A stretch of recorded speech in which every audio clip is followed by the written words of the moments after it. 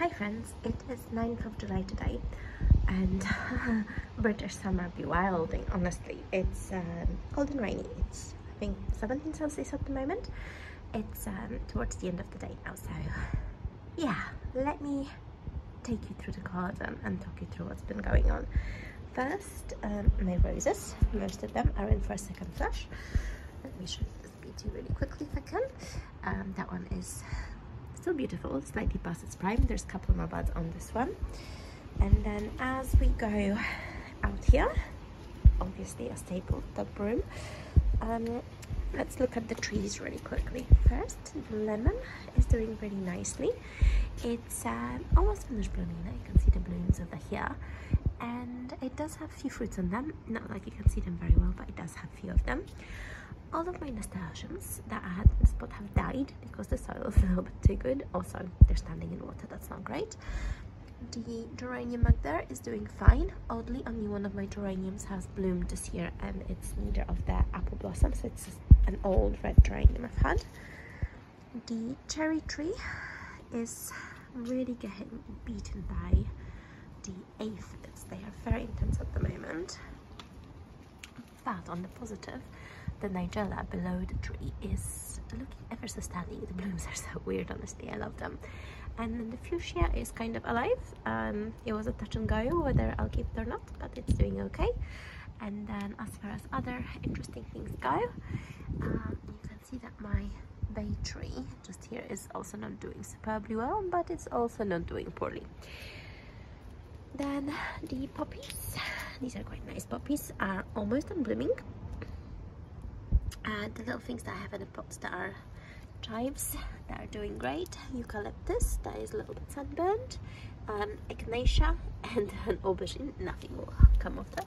Then we have some cucumbers over here, and the cucumbers are actually cucumbering, which is nice, but it is so horrifically cold that I don't think much will come of them. And then we've got various squash and pumpkins here, and a cucumber that is looking absolutely miserable. On the positive though, lavender is gorgeous, coming out at the end of the bloom, but still beautiful, beautiful. And I am, for a fact, getting a second flush of snapdragons, which I was not expecting.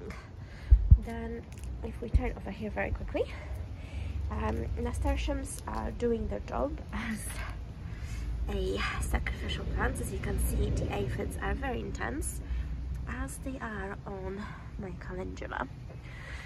I need to really soap wash them. And then that's the geranium that's been the only one that's blossoming. And then this massive mess over here, it's mint and oregano.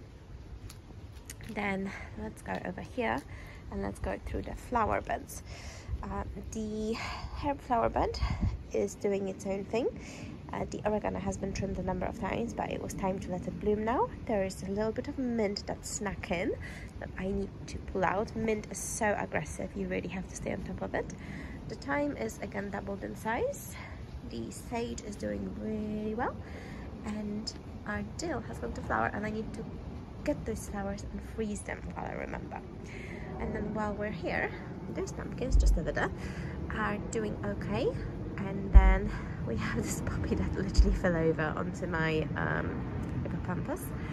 And then, if you're wondering what some of the main problems in my garden are, those guys and slugs, which is not great. But my teeny tiny rose is coming in on a second blush as well. And that hydrangea is actually doing something, which is quite shocking. It's never done anything for me before, but it's happening. And as you can see, even my hosta is full of holes. Anyway, going back to this bed, the carrots are doing well. They are starting to grow. The lettuces have now bolted. I just have not bothered to pull them out. The kale, one of them is doing great, the other one less so. The rocket has also bolted, but I'm leaving it to go to seed. I love rocket, so we go through a lot of it, and I'm happy for it to sort of seed. And then the spinach has also now gone to seed. You can still eat and harvest spinach after it's gone to seed. It's not really a problem. It doesn't change flavor all that much, so I just keep eating it. And then most of the beans, such as these that my wonderful mom has planted when she was over here, are starting to come up. Now these beans over here mixed with the excuse me, elephant garlic are doing quite nicely, except there's a fair bit of damage from all sorts of sneaky pests, but some of them are starting to come up in fruit, which is such as this one, which is quite wonderful. And then there are some other ones that my mum planted that are coming up. And I don't know if I mentioned it, but I purchased some oyas, and one of them is there. I just don't have time to hand water, so I thought they would be a good option, and if it wasn't raining so much, I'm sure they would be really quite useful. Then as far as tomatoes go, I have a whole massive mess of tomatoes over here, right next to this badly affected nasturtium that I should really pull out. But they're coming into fruit. Now it's very late, it is mid-July for crying out loud, and they're only now starting to come into fruit. These are Romas that are absolutely puny because it's been so cold.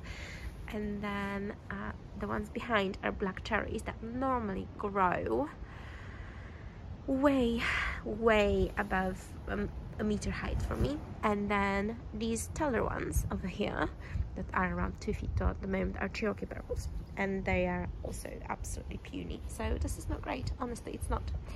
But let's get into the final bed. This is a strawberry bed, and if you're thinking where is all the redness, I ate it. One odd thing about strawberries this year, at least in my patch, is that I've had very many with vivipary.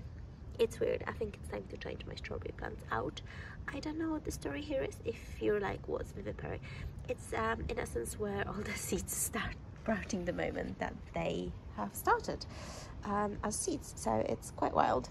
Anyways, my lovely, if you're thinking what is this bush, this is magnolia bush. It's doing great. And then we have another pumpkin right next to the compost, and a peace rose that I bought probably about 3 years ago for very inexpensive, and my gosh, isn't she stunning. I think I bought it from J Parks, the online wholesaler thing. It was like £7, and it didn't do very well for a long time, and now it's doing quite nicely. And let me just spin past the compost. I have a Dalek, if anyone's wondering. We have a courgette, which is quite vigorous, and it does in fact have some fruit, but as you can see on the blooms there is quite a bit of damage. We will be fine with that though. And then next to it, I believe these are squashes. And as I turn around, my compost pile that doesn't fit into the Dalek, and right here, I'll zoom rather than walking over there, we have a can I show you this? That's my finger.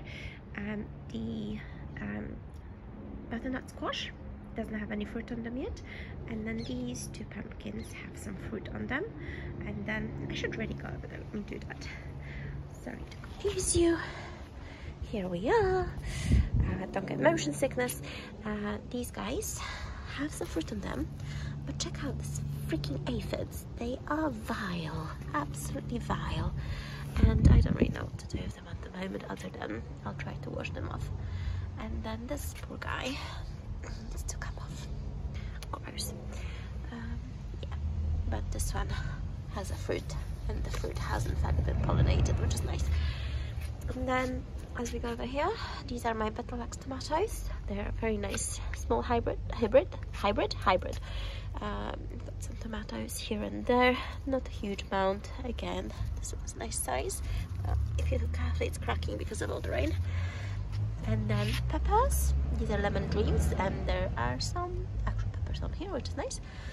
And then these are padrons, nothing on them yet. And I can't remember the name of this one. It's got flowers. And then right here, some of my basil is surviving, but a lot of it has just been eaten. And then my little flower patch, we've got some cosmos. That one's finished blooming now. If you're thinking, what the heck is this? This is a very old rose light that really needs to get cleaned, but I have not had a chance.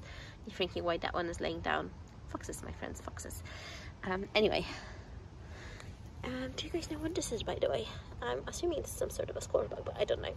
Anyway, so the flowers are doing okay. They are majorly overseeded, but they are looking quite nice. And that is the end of this garden tour. It's a very lovely garden, but it is so wet that I've had lots of problems growing things. Oh, holy moly! Look at this bugger. They're so pretty, but also I just want to throw them against something somewhere or into a pot, or I don't know. I feel very violent towards snails right now. And on that note, I'm going to leave you, my fellow gardeners, because you probably have the same problems. Okay, bye bye.